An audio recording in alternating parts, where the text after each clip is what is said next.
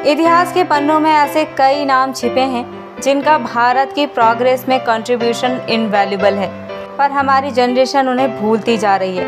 उन्हीं कुछ नामों में से एक है स्वामी विवेकानंद की स्टूडेंट भागनी निवेदिता, जिन्होंने अपनी पूरी लाइफ भारत को डेडिकेट कर दी। 28 अक्टूबर 1867 को जन्मी निवेदिता का रियल नाम मार्गरेट एलिजाबेथ नोबेल था। एक अंग्रेज Irish social worker, writer, teacher और स्वामी विवेकानंद जी के स्टूडेंट मार्गरेट ने 30 साल की उम्र में भारत को ही अपना घर बना लिया। मात्र 10 साल की उम्र में अपने पिता को खोने के बाद उनका जीवन गरीबी में बीता। उनकी शिक्षा इंग्लैंड के एक चैरिटेबल बोर्डिंग स्कूल में हुई। सिर्फ 17 साल की उम्र में अपनी पढ़ाई पूरी करने के बाद उन्होंने टीचर की जॉब की। फिर 25 साल की उम्र में उन्होंने अपना भी एक स्कूल ओपन किया।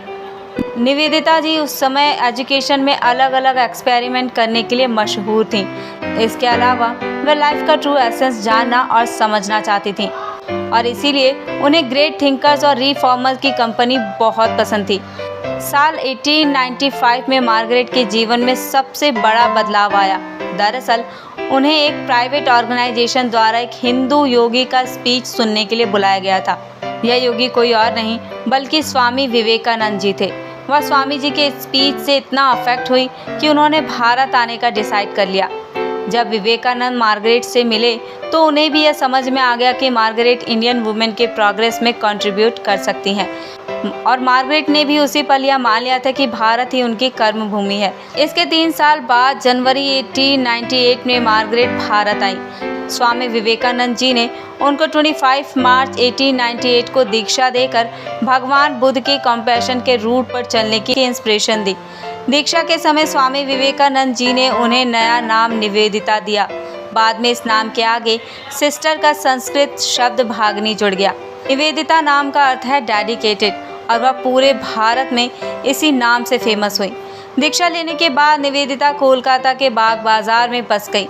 यहाँ पर उन्होंने लड़कियों के लिए एक स्कूल शुरू किया, जहाँ पर लड़कियों के माता पिता को उन्हें पढ़ने भेजने के लिए इंस्पिरेशन भी दी। निवेदिता स्कूल की ओपनिंग सेरेमनी रामकृष्ण परमहंस जी की पत्नी माँ शारदा ने की थी। निवेदिता जी ने माँ शारदा के साथ बहुत समय बिताया था। उस समय चाइल्ड मैरिज की प्रथा प्रचलित थी और विमेन राइट्स के बारे में तो कोई बात करता ही नहीं था, पर निवेदिता जी को पता था कि केवल एजुकेशन ही इन कुरीतियों से लड़ने में हेल्पफुल हो सकती है। उन्होंने अपने जीवन में विमेन एजुकेशन द्वारा भारत में चल रही कुरीतियों को खत्म करने का प्रयास किया।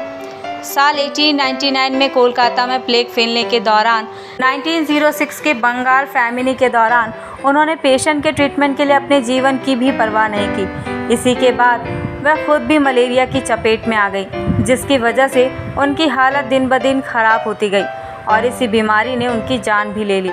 13 अक्टूबर 1911 को मात्र 44 साल की उम्र में दार्जिलिंग में उनकी मृत्यु हो गई। वीडियो पूरा देखने के लिए आपका शुक्रिया दोस्तों। मिलते हैं अगली वीडियो में।